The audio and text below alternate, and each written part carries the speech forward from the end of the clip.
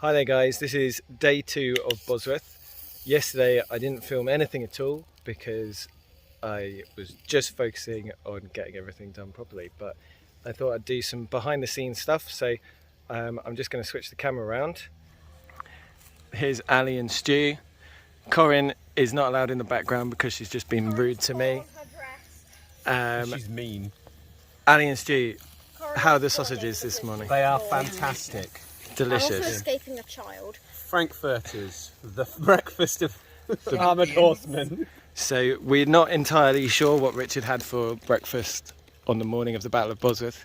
It may well have been frankfurters. There's a higher than 0% chance. Yes, that's right. No matter how small it may be, you can't possibly rule it out as an option. Exactly. What are you having for breakfast today, Ben? Okay, so the diet of the Tudor standard bearer before Bosworth was in fact a tin of a well-known supermarket chain's mulligatawny soup with a similar chain's packet of peanut rice blended in. Apparently microwavable, but it heats up just fine in a taranja. Very good. Okay, so Protein and carb, but low fat. this is where we're camping, just next to this lovely wood, which is really nice. Because there's no record of a joust at Bosworth Field, we decided instead to do some cavalry games. So here the riders have to ride at various targets in line, in this case teams of 2, taking various different targets with various different weapons. And they're judged not only on their ability to take the targets, but also their ability to hold the line, not just during the run, but throughout the entire show. This was a new show format for us, and I think it worked particularly well.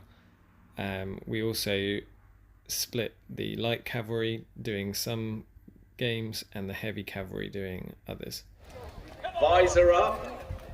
Bit bouncy but well catch. It's a strike. 1, 2, 3.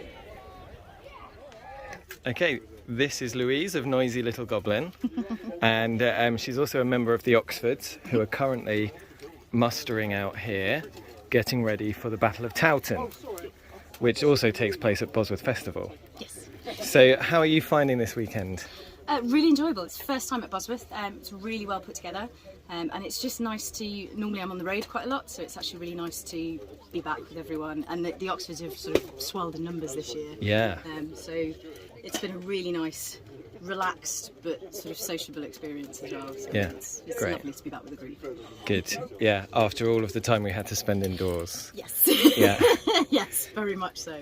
And we're standing in your tent, Louise. It's absolutely wonderful. I don't know if you can see, we've got brocade curtains. You would be a very rich person looking at this tent. I like my comfort. Yeah. And you've got a lot of painting going on inside the tent. Can Yes. you tell me about the painting? A lot of it was when I first purchased this, somebody had obviously decided to try painting, and they were just going to do the entire pole in one colour, so it had bands of colour on, and I ignored it for a year, and then thought I need to sort of up my game a little bit, so I did some research on tent resources, painting, the same with the medieval chests. I don't have carved ones, unfortunately. I'm only just starting to get some beautiful carved furniture, which is amazing. These are by Robert Wenter, but again, getting furniture from Europe can be quite difficult at the moment. Yeah. So I had quite basic things and wanted to change the look of them, so I did a lot of research, looking at various different furniture paintings, the kind of paint that was used. I should probably be using a milk paint, but because I'm travelling quite a lot, I am cheating slightly with acrylics, but following certain patterns. Yeah. And it's just basically a lot of research and deciding what I want to go with, really. Great. Slowly getting there. It's not quite finished. Because the movies we watch would say that the past is very Dull, limited in Hessian, mud covered. Yeah. It's not at all. Clashing colours, beautiful Yeah. colours, bright. There's lots of resources. There seems to be a lot of resources for red bed coverings, and I know there's resources for putting the linen or the silk on your pillow just before Yeah. going to bed. Okay. So there's lots of things to draw from, which are really quite nice. Okay, well, I've just finished putting together my bed, so I'll need to get a red bed covering then. Definitely. Great. There's quite a few resources for it. So. Thank you very much. You're very welcome. Great. They always do another War of the Roses battle at Bosworth as well for the morning. This year they did Towton. They didn't have the snow machines to make it completely authentic, but they did have an awful lot of archers. I then went to the Living History camp and had a quick chat with a chap named Jasper. It's a bit hard to see here, but what we've got is some aglet making going on. If you lace up your shoes, you may know that the little plastic bits on the end of your shoelaces are called aglets. And here, this is what they would have originally looked like. They would be made out of metal. So how are you doing this? With patience. Yeah. It's all about the feeling of the metal. So you're shaping it around mandrels to get the cone shape that you need. Using a burnishing tool and a swaging block to hold it in place, and you're literally just rubbing it into the shape. Yeah. And then you get to a point where you can't close the gap up. Yeah. So I have to move. I have to move to the hammer, and the edge of the metal sits like this. Yeah. And I've now got to hammer it to curl that edge over, and then I'll burnish it again, and hopefully I end up with a straight line. Yeah. With a butt joint. That's what I'm aiming for. Yeah. It doesn't always go that way. Yeah. Very delicate work. It is. Yeah. This is a jeweler's job. Yeah. Whereas most other metal work is either a blacksmith or an armourer. Yeah. This is the finer end of the metalworking world. And this is where your modern jeweller came from. And then I just got to start burnishing again. So back onto a mandrel, back on the burnisher, and keep on. Great. You're literally just pushing it into shape. Yeah. And then hopefully, as you see, it's closed up or closing up the gap. And again, you always end up with one bit that pops back open, so you've got to put it back into finished shape. And then the final bit is the trim with a pair of scissors type things, and I've got to get this around the right way if I trim it wrong. And it's literally tiny little bits. Because you don't want any sharp edges or points. Well, you want one point in the right place, but you don't want to cut your clothes, do you? And then it's file it off. Awesome. And then the last thing is, depending on what someone wants it, they're either going to crimp it on, which is not a good way of doing it because it actually wears through the lucette, or in this case you would punch a hole through it, file the burr off, and then you would sew it on. Yeah. Great. That's how an agate is made. Amazing, thank you very much. I'm now going to be trying out my new leg armour. This is the first time I've worn it, aside from just trying it on, and we'll see how it copes with the Battle of Bosworth.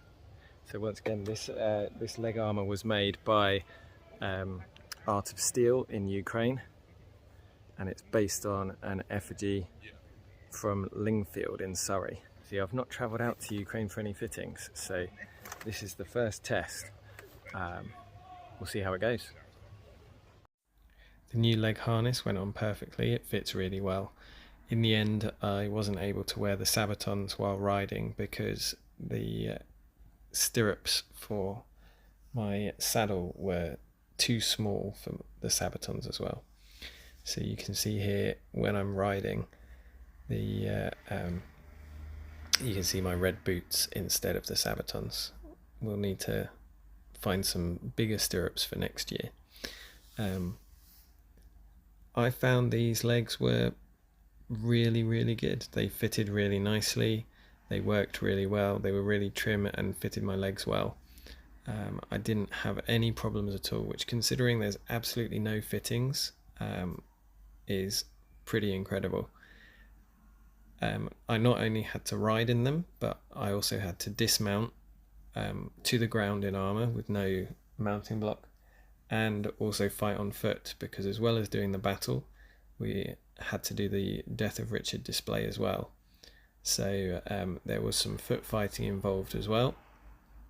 You can see here the final moments during the battle, as I'm playing Richard and I defend against the numerous attackers that would have surrounded him. Bosworth hasn't been around for a few years now, thanks to COVID, and it was really great to be back there. So big thank you to the War of the Roses Federation, to Destria, and to the Bosworth Battlefield Heritage Centre for putting on the show and making it a great one. Thanks for coming along and watching. If you enjoy this sort of thing and you haven't already, then why not subscribe? If you like this video, please do like it, do share, and all of those sorts of things. If you've got any questions or suggestions for future videos, then please leave a comment down below. Thank you very much to Cheltenham Media and Corporate Motion, who took these excellent photos of the day. One of the really annoying things about this sort of thing is that you can't get your own photos once you're in armour, so thank you very much. And if you want to see more of their stuff, then you can find the links in the description down below. Thank you guys, and I'll see you in my next video. Bye bye.